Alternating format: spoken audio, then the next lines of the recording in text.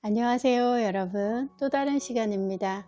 이렇게 제 채널을 방문해 주셔서 감사드려요. 영상을 올릴 때마다 잊지 않고 재방문해 주시는 분들께 진심으로 감사드립니다. 오늘은 메이저 아라카나 17번 별카드에 대해 살펴보겠습니다. 늘 그렇듯이 타로카드의 변천 과정을 함께 살펴보기 위해서 비스콘티 스포르자 덱과 마르세유 덱, 라이더 웨이트 덱, 유니버셜 웨이트 덱, 그리스 슈나 타로 덱, 뉴비전 덱을 비교하며 함께 살펴보도록 하겠습니다. 이 영상은 라이더 웨이트 카드 기반으로 살펴보고 있어요. 우선 가장 오래된 카드로 알려진 비스콘티 스포르자 카드의 별 카드부터 살펴보겠습니다. 제가 가지고 있는 이 카드는 피에르폰트 모건 비스콘티 스포르자 타로 카드인데요. 현존하는 타로 카드 중에 가장 오래된 카드라고 해요. 비스콘티 카드는 보나파시오 벤보라는 15세기 화가가 일일이 붓을 이용하여 템페라 기법으로 그렸다고 합니다. 템페라 기법은 유체 물감이 개발되기 전에 사용되었던 기법인데요. 안료에 계란 노른자를 섞어서 그리는 방법이에요.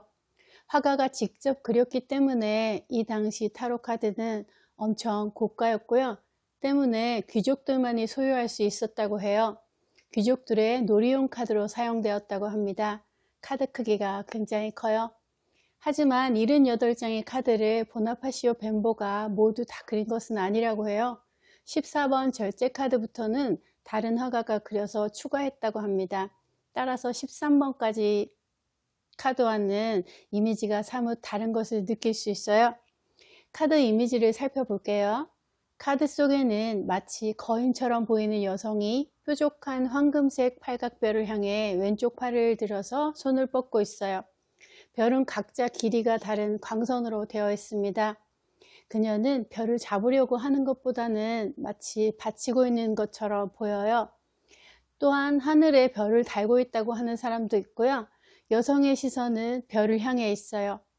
이 여성은 황금색 무늬가 있는 남색 드레스를 입고 황금색 팔각별이 그려진 붉은색 망토를 어깨에 걸치고 있습니다.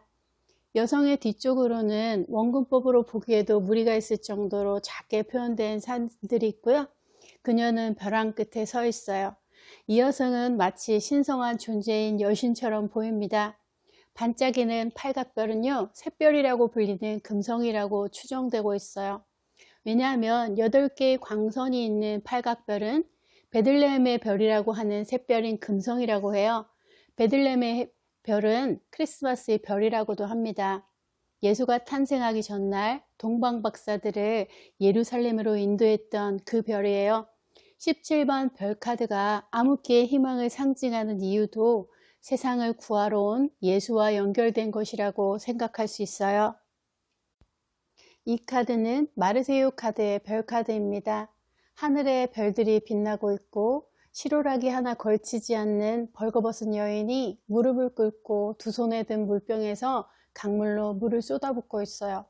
여성의 등 뒤로는 나지막한 언덕이 보이고 검은색 언덕에는 황금색 나뭇가지 위로 이제 막 날아오르려고 하는 새가 한 마리 보여요. 여인의 머리 위쪽으로는 사방으로 빛을 뿜어대고 있는 커다란 별이 하나 있고요. 그 별 주위로 7개의 육각별이 빛나고 있어요. 7개의 별들은 시리우스 성자로 희망을 나타낸다고 해요. 하지만 여성이 들고 있는 물병을 보면요, 강물에 비해 굉장히 작은 크기인 것을 알 수 있어요. 따라서 여성이 쏟고 있는 물은 양적인 문제나 계량적인 물질의 차원에 연연하지 않음을 말해주고 있어요. 이 여성이 옷을 입지 않고 있다는 것도 크게 욕심내지 않고 꾸미지 않는 솔직한 상태라는 것을 나타냅니다. 이 카드는 희망을 상징합니다. 현실은 녹록지 않고 힘이 들지만 그런 고난들은 나중에 올 큰 성과를 위해 참고 인내해야 하는 과정이라는 의미가 있어요. 좌절과 고통의 순간에 앞으로 좋아질 것이라는 희망이 없다면 정말 살아낼 수 없을 거예요. 16번 신정 카드가 모든 것이 무너지는 매우 부정적인 의미라면요, 17번 카드에서는 그 부정적인 결과에서 벗어날 수 있는 희망의 씨앗이 자라고 있음을 보여주고 있어요. 라이더 웨이트 덱의 별 카드는 마르세유 카드와 거의 흡사하게 표현되어 있어요. 8개의 광선으로 이루어진 커다랗게 빛나는 별 주위로 8개의 광선으로 이루어진 7개의 작은 별들이 둘러싸고 있고, 앞쪽에 있는 여성도 마르세유 카드에서처럼 벌거벗은 상태입니다. 조금 달라진 것이 있다면요, 마르세유 카드의 별 카드에서는 여성이 강물 속에 있었다면 라이더 웨이트 카드에서는 왼쪽 무릎은 땅 위에 있고요, 오른쪽 발은 물을 밟고 있어요. 그녀는 2개의 물병에서 끝없이 물을 쏟아붓고 있어요.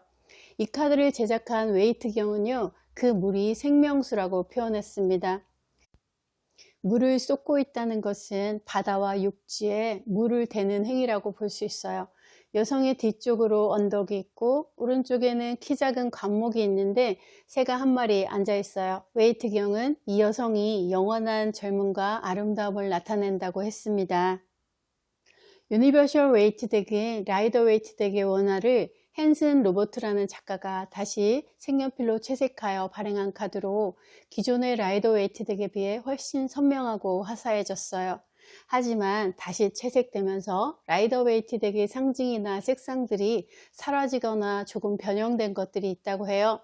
얼굴의 표정들도 조금씩 다른 느낌으로 표현되어 있기도 해요. 따라서 라이더 웨이트 덱으로 리딩할 때와 유니버셜 웨이트 덱으로 리딩할 때 리딩은 조금씩 달라질 수도 있습니다. 유니버셜 웨이트 카드는 화사하고 선명해서 타로 입문자들이 가장 많이 시작하는 카드예요. 그리스 신화 타로 덱의 17번 별 카드의 주인공은 제우스 신이 인간을 벌주기 위해 만든 판도라예요. 자세한 이야기를 알고 싶은 분들은 제 채널의 그리스 신화 타로 덱 리뷰 1편 메이저 아르카나와 그리스 신화 이야기를 참고하시면 될 것 같아요. 제우스 신은 대장장이신 헤파이스토스에게 흙으로 아름답고 매력적인 여성의 모습을 빚게 하고는 목소리에 생명을 불어넣었습니다. 그리고 여러 신들에게 온갖 재능과 아름다움을 넣어주고는 상자와 함께 프로메테우스의 동생인 에피메테우스에게 보냈어요. 프로메테우스는 절대로 제우스가 주는 선물을 받지 말라고 했지만 판도라의 아름다움에 반해서 그만 에피메테우스는 판도라와 결혼을 하고 말았죠. 판도라는 신들이 준 재능 중에서 헤르메스 신이 준 호기심에 못 이겨서 결국엔 상자의 뚜껑을 열었고요. 상자에서 쏟아져 나온 것들은 증오, 질투, 분노, 굶주림, 가난, 고통, 질병, 노화 등 장차 인간이 겪게 될 온갖 재앙들이었다고 해요. 놀란 판도라가 상자를 닫았지만 모두 쏟아져 나가버리고 상자 바닥에 있던 희망만이 남아 있었다고 해요. 그 뒤로 인간들은 이미 쏟아져 나가버린 갖가지 불행에 시달리면서도 마음속에 희망만은 고이 간직하게 되었다고 합니다. 그런데 제가 문득 든 의문은요, 제우스 신은 왜 나쁜 것만 넣은 상자에 희망을 함께 넣었을까요? 아무튼 그래서인지 사람은 삶이 아무리 고통스럽더라도 희망을 가지고 포기하지 않고 살아가고 있는지 모릅니다. 하지만 희망은 무지개나 신기루 같은 것은 아닐까요? 잡힐 듯 하면서도 다가가면 그만큼 또 멀어지는 무지개처럼 희망은 언제나 희망만으로 남는 것은 아닐까 생각해 보았습니다. 다음은 뉴비전 타로 덱입니다. 뉴비전 타로는 라이더 웨이트 덱의 180도 반대 방향을 보여주고 있어요. 벌거벗은 여성의 등 뒤로 팔각 모양의 별이 그려진 땅에 횃불이 타오르고 있어요. 이것은 우주의 진리가 땅에서도 통할 수 있다는 것을 의미한다고 해요. 여성의 앞쪽에는 어떤 사람이 보찜을 어깨에 메고 어디론가 걸어가고 있어요. 이 사람은 영지주의자라고 하는데요. 영적인 깨달음을 위해 어디론가 떠나가고 있는 듯 보입니다. 뉴비전 덱의 별 카드는 비현실적이고 이상적인 것들을 현실로 만들고자 하는 희망을 의미하고 있는 것 같아요. 녹록지 않은 현실을 견디다 보면 좋은 날이 올 거라는 희망을 가지고 열심히 살아가야 할 시기라는 것을 알려주고 있어요. 별 카드는 숫자 17번에 배정됩니다. 1 더하기 7은 8로 8이라는 숫자는 영지주의에서 신성을 상징하는 숫자라고 해요. 8은 또 메비우스 띠와 비슷하게 생겼어요. 카드에 그려진 8개의 별은 모두 팔각으로 빛나고 메비우스의 띠처럼 17번은 영원불멸의 신성을 상징합니다. 8은 흰 카드가 인내를 상징하듯이 17번 또한 미래에 대한 희망을 나타내요. 17번 별카드는 16번 탑카드에서 모든 것이 무너졌던 상황을 극복하고 새롭게 시작하라는 희망의 메시지를 주는 것 같아요. 17번 카드가 성격 카드인 사람은요, 타인과의 관계를 소중하게 생각하고 주변 사람들을 잘 챙긴다고 해요. 하지만 보통 사람들과는 조금 더 자유로운 생각으로 기발하고 엉뚱한 행동을 할 때가 종종 있다고 해요. 감정 기복이 조금 심한 편이고요. 개인주의 경향이 강하게 발현되기도 해요. 17번 카드를 성격 카드로 가진 사람들은 미적인 것에 관심이 굉장히 많다고 해요. 외모가 화려하고 아름답고요. 주목받는 것을 좋아한다고 해요. 남자의 경우라도 여성스러운 섬세함을 가진 사람들이 많다고 합니다. 미용이나 공예가, 플로리스트, 디자이너 등 무언가를 예쁘게 꾸미는 직업군에 많다고 해요. 낙천적이고 긍정적인 성격으로 다소 현실감이 부족한 편일 수도 있고요. 포커페이스를 잘 하지 못해서 거짓말을 해도 금방 들통이 난다고 해요. 무엇보다 다른 사람에게 빛이 될 수 있는 별카드와 같은 인물이라고 합니다. 연도카드가 17번일 경우에는 14번 절제카드 해와 비슷하게 무난하게 잘 넘어간다고 해요.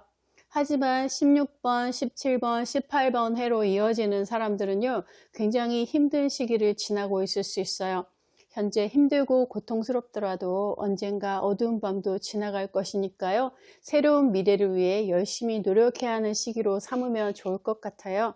금전 투자나 너무 과한 소비는 자제하는 것이 좋겠죠. 17번 카드의 대표 키워드는요, 희망입니다. 별카드는 14번 절제카드와 비슷한 점이 많아요. 절제카드는 양손에 든 컵에 물을 주고받고 있는 모습인데요. 별카드는 한쪽 컵의 물은 연못에 붓고 있고 다른 컵의 물은 땅 위에 붓고 있어요. 연못은 무의식과 잠재의식 그리고 정신세계를 의미하고요.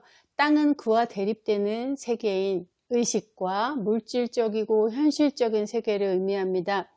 따라서 절제카드가 개인과 개인의 절제와 조화라고 한다면요. 별카드는 현실적이고 물질적인 세상과의 조화를 의미해요. 한편 벌거벗은 여인은 자유로운 인간을 의미하고요. 별카드는 희망과 행운을 암시하며 긍정적인 결과를 기다리고 있어요. 이 카드는 일명 소비카드라고도 하는데요. 돈이나 시간, 노력 등 내가 가지고 있는 에너지를 모두 쏟아붓는다는 것을 의미해요. 리딩에 나왔을 때 정확한 답을 주는 카드는 아니지만 잠시 위로가 되는 카드로 볼 수 있어요. 인간관계나 일에 열정을 쏟아붓고 있는 상태를 말하고요. 만약 장애 자리에 나온다면 돈이든 열정이든 감정이든 조금 적당히 쏟아부으라고 말합니다. 절제하라는 뜻이죠.